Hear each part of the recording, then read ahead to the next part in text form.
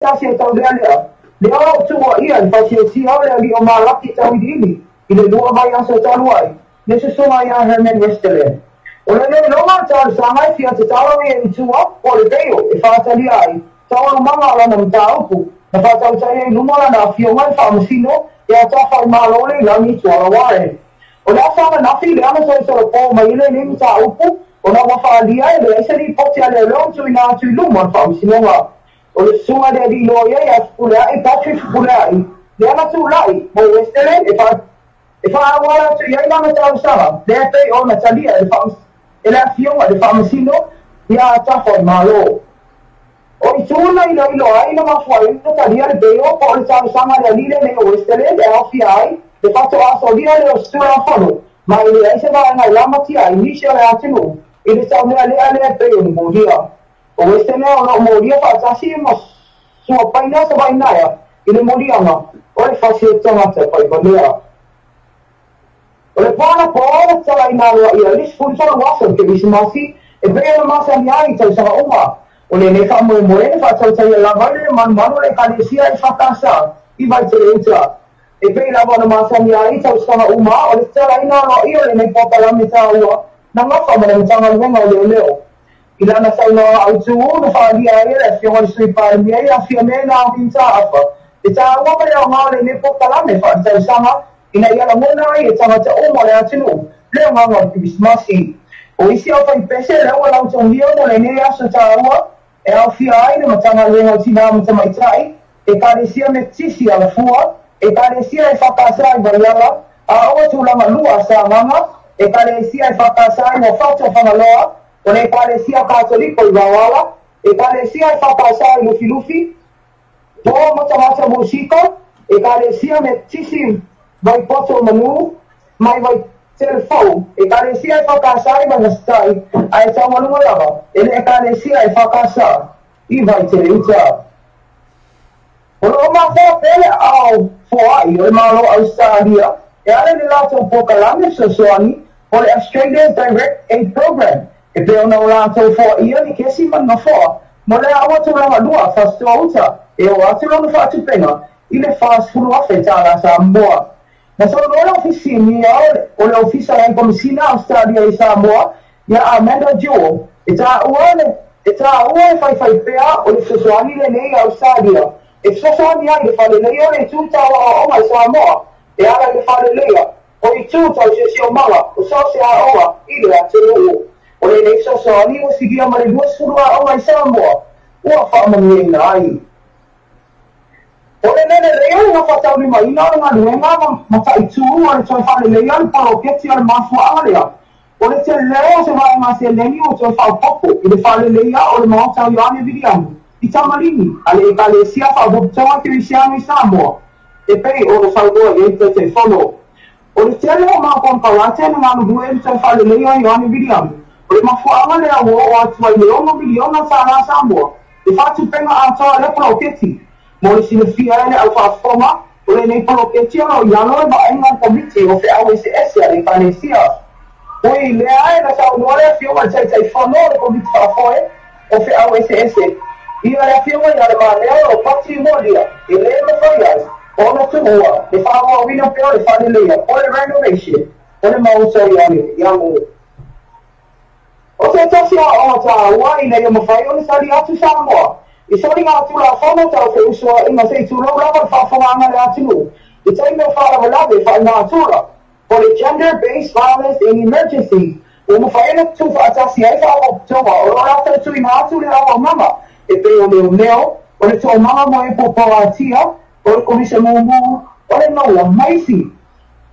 Maisi me tama honga I malo. I nei mawhai o le maua se ta iala. E tasi, mo lato, e tui na atu leo sosoani, e lima saita I na ia lato magenga. O le nei awa onga o whatautania Dr. Rania Abdallah, mai le UNFPA, o le United Nations Population Fund Pacific. O le nei awa tāua o tu whatasi ai ni UNFPA, mai polise mumu, I na ia mawhai e Samoa. O na tari atu, I ia sori ngā atu la whono, e a awhia ai nisi o tina o mawhanau. I taimi o whare lawe, whare nā tura.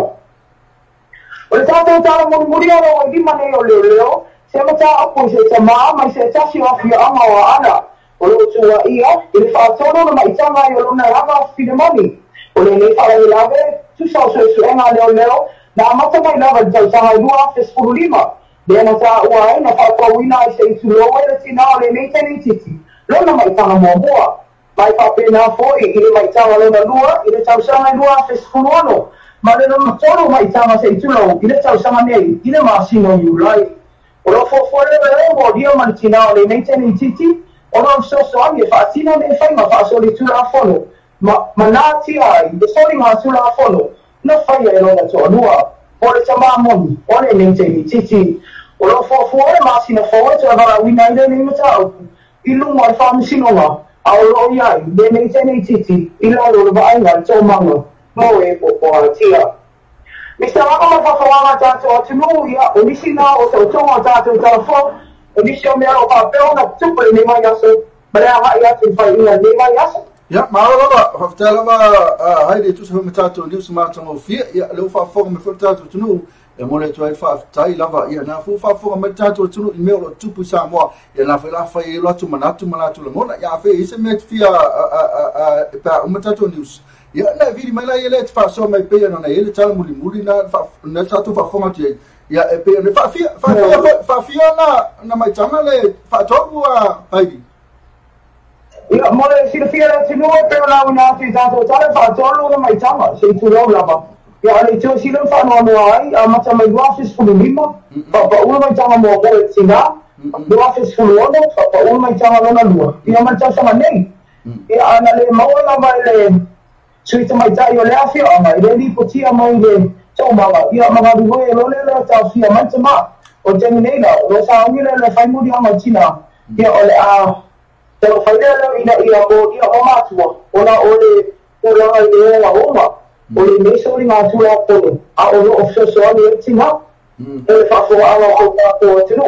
o le se tasi le meso matua fono le ua ta ua famisinoma o se fa mai pe ua se fa afi tono le tinu o fa solo lava i ma pe ia ia tu langa o sa langa mata nga e pe ona tu na te dato telefon i te tonu lava lo se fali a le on tama ia o le apo ponta so non tu lava pe la e le o sa i lava ia so tu lai mai o tu lava o la ko e fa ko tu ma tali atu ne so na tu la fon ina isa ia wala fa pe on fa titia Malo, talo fai. Ya ole, pe fa long hat pe sa lo fa long tama mo ni lava, long tama mo i lava.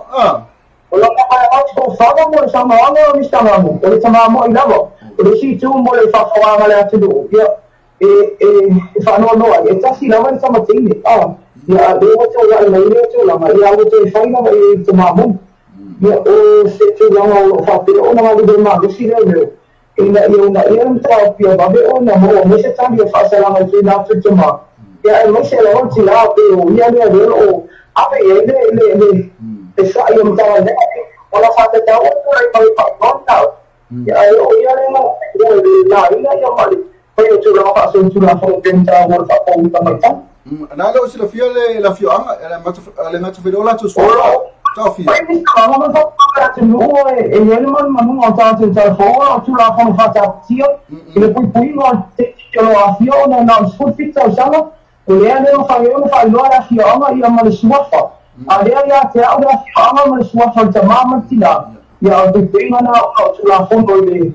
ile ma fa na afia tu e ma le te titi po le victim ia te lo ia te mi ona tu na tu le o la fia anga ia pe a uma so ala pure le tu langa ona ia fo ia po le na tu la fo no ali fa pure afia anga ma no ta o le o la fia anga ia tu la ta o le ia na ta o le ia a hani ia na pamno na video cha fa popo out to news ia ia alva tu na tame ia pese me na wangalo tu fo tu fia no mai ta telefone mama alo fa tela tu mo manu ia malo longa le fia fi pa ta nu fo ia hinga ia parte la o sta mama e se tu va pe o se va poco le la o tu na tu ma mai hom ta na tu so fa si tu mai e la ma se si me tu floa ia ai mo fa floa ma la tu no hom ni tele le tu e tu pai ma lo se na ia ia pa ma ha lo fo le o na pe fa i se o po pa o pa pa lo fa fuma ma al ta mo fa la ma ina ia ma ni no ma yo tu la ma ta tu telefone ile ma na fa fa mo fie ale ni tula ia mori te lato fa ma tato pule ngam la fa ngam la atu pele tato so fe no ai tami la fa pele la sa ta ya ano te ni fa so fo ya fa so fo Heidi lo fa ya fa so